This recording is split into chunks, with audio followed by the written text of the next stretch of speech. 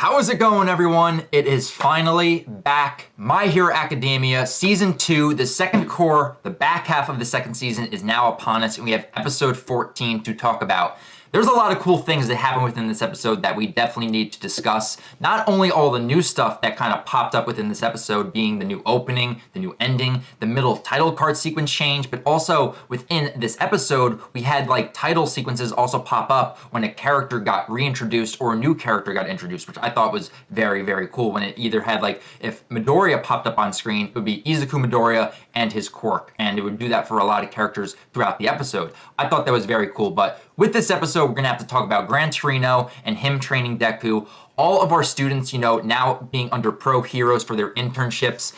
There's a lot of funny moments that actually pop up, and there's a lot of cool moments as well that I really want to talk about, but then also Izuku finally coming to understand One for All and how to properly use it. At least that's what we're led to believe with the end of this episode, and we'll actually find out possibly next episode how he's able to handle this new form of One for All that he's able to control. But let's talk about the new opening and the new ending. My overall thoughts on both of them, I think that they are very good. When it comes to the ending, it was more upbeat, but I also liked the fantasy imagery that it kind of had with all of our students that we've come to know and love, being like almost like in a Zelda type setting, dragons, fantasy. I really like that, and I have seen some artwork of like Bakugo, Todoroki, but then also Deku being in this type of garb and clothing, which I think that's probably an homage to that artwork, but I still think that was very, very cool. But when it comes to the opening, I thought it was good. I think I'm gonna have to grow to love this new opening, and I feel like I've kind of had to do that with all of My Hero Academia's openings. Like, once I get a few episodes in, I come to really love the opening,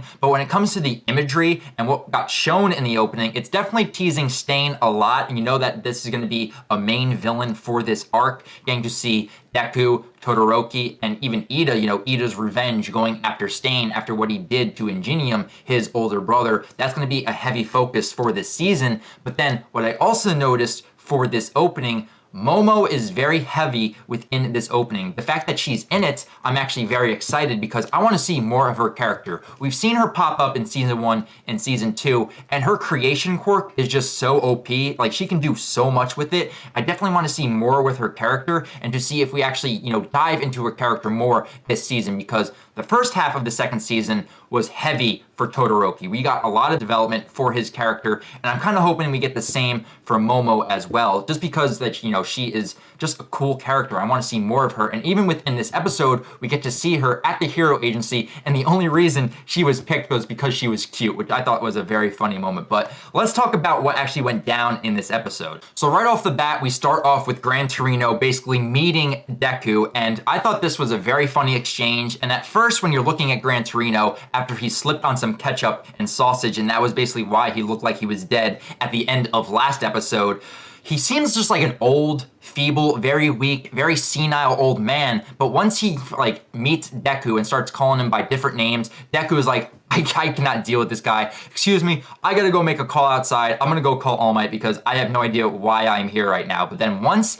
that switch goes on, you see Gran Torino kind of change from this feeble old man into this fast, agile, very well-spoken, old, mentor-like figure. You're like, oh, I'm getting heavy Yoda vibes from this character. And with My Hero Academia, you know that the creator of this series loves Star Wars, because when you look at a lot of the places in My Hero Academia, Tatooine Mall, and then also Dagobah Municipal Beach Park, you can tell that these are planets from Star Wars, and he is a heavy Star Wars fan. So I love that touch, and I can definitely see him modeling Gran Torino after Yoda, because he starts off being very innocent, kind of this feeble old man, doesn't really know what he's doing, and our main hero is looking at him like, this is supposed to be my mentor. But then that switch occurs to where, same thing with Yoda when he becomes this wise mentor, same thing kind of happens with Gran Torino, and immediately starts activation of his quirk, where he's just moving and bouncing off the walls everywhere. And he's like, Midoriya, put on your suit and hit me with a punch from One for All. I was like, dude, I'm liking this character a lot. There's some great moments that actually happen with Gran Torino and Izuku within this episode, but basically, it comes down to the fact that Gran Torino realizes that All Might is not the best teacher. He obviously isn't. And even Izuku realizes this because All Might has used the same verbal commands or the same like way that he was taught. You notice that from Gran Torino when he says zygote, because I remember All Might saying that back in season 1 when he was teaching them all during the battle sequence, you know, when Deku went up against Bakugo and we had all our students basically fight hero versus villain. And that happens again within this episode, and Deku realize this, and he's modeling himself. His teaching patterns are basically modeled after Gran Torino. And then once he kind of like realizes that like Deku can't really utilize One For All that much, he tells him to think about how to use it differently because he's not using it to the best of his abilities. There's a different way he can do it. He's too stiff. He doesn't have the reflexes, and it doesn't feel like it comes naturally to him to use One For All just yet. So he goes up to leave, and he's basically leaving Deku with hints and clues about how to figure out how to use One For All. And I do like the fact that he's not basically leading him by the hand, telling him, this is what you have to do, this is what you're doing wrong, this is what you have to do to change it. He's basically giving him very vague clues and trying to see if Izuku can figure it out on his own. And as we go throughout this episode, his intellect and the way that he thinks, he's able to figure out how to properly use One For All. And even Gran Torino is spying on him as he's doing this, and he's like, All Might, my boy, you picked a great successor to your power. And at that point, Gran Torino is very happy to just teach Izuku about how to use his power. And even by the end of this episode, when Izuku realizes that One For All is not just a switch he can turn on and off, he has to have it being constantly flowed throughout his body, because that is how his body will get used to the power. Because once he just flicks it on and flicks it off, that's how he's breaking his limbs. But with One For All coursing through his body at all times, he's able to access a lot more, and thus will be able to use the power more efficiently. And then by that point, at the end of this episode, Gran Torino's like, all right, how do you feel right now? And Izuku's like, I feel great, but I don't know if I can move right now. And Gran Torino's like, all right, let's test it out. So I love that about this episode. It was very heavy on Izuku finally realizing and coming to terms with how to use One For All, which I really enjoyed. But other parts of this episode were quite enjoyable as well, getting to see all the other students interacting with their pro heroes during their internships. Like Ida, right now we know, is out for revenge. He's at this city where Ingenium was basically taken down by Stain, and the only reason he is there is for revenge. So it was a very quick section. We don't really know too much and can't really dive that much into that one scene, but getting to see all the other students interacting with their teachers, like the best had to be Best Genius with Bakugo. Like at first, I was like, there's no way that this hero is going to be a complete badass. But then once he restrained Bakugo and was like, with this 1 week of internship, I'm going to change that attitude and that ego you have. I was like, this hero right here, Best Genius, he is badass. Like I would never have thought that I would have said that about this character, but the way he just handled Bakugo and was just basically able to restrain him, I was like,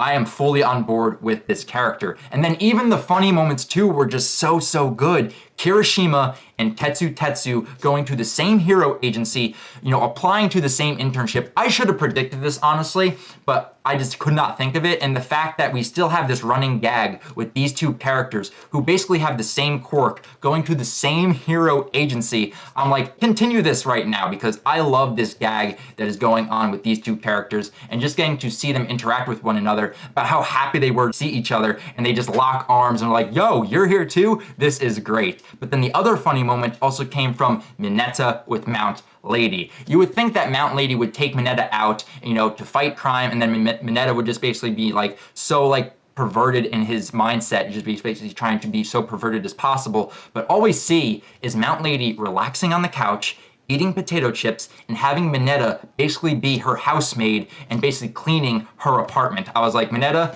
honestly, you're getting what you deserve right now, which I thought was pretty funny just to watch, and I got a good laugh out of that moment. But then also, Ochako with Bullethead was very cool as well. I did not expect that voice to come from Bullethead, but I'm excited to see what kind of skills Ochako learns under this internship. But then Todoroki being under his father's agency, I did not think he would honestly go there, but that's where he went, and I'm very excited to see what kind of growth we get with Todoroki, because he's still trying to figure out his purpose of being a hero, whether or not he's like accepted his left side right now and able to use his fire quirk. But being under his father, I think, is going to help him realize what he needs to do. And when they go out doing the heroics, I think once he sees what Endeavor does being a hero, I think that's where he's going to make the mindset for himself on what he wants to be and what he wants to do as a hero. So I'm very excited to see that as well. But overall, just getting to see Izuku realize how to use One For All properly, and just seeing him have that power course through his veins was very cool to watch. Getting to see all the other students was quite enjoyable, and even having Stain pop up within this episode very briefly, talking with Shigaraki, and it looks like he's about to take out his knives and basically start fighting with Shigaraki. But as we know with villains, villains don't get along with other villains. It's just how comic books tend to go, and it's also a very cool dynamic I'm really looking forward to see, because right now, Stain is a very interesting character, and I definitely want to see more of his character. But overall, very enjoyable episode. Very cool to see the new stuff going on with the second half of the season, but I want to hear your guys' thoughts on this episode. What do you think of the content that we got, whether that be the new opening, the new ending, the title card sequences, or with Deku finally realizing how to use One For All properly and him being under the tutelage of Gran Torino? Let me know your thoughts on this episode, guys, and if you guys are fans of My Hero Academia and just want to talk My Hero Academia, feel free to subscribe. I would love to talk with you guys. So until episode 15 comes out next week, I'll talk with you guys later. And remember, plus ultra, guys. See you later.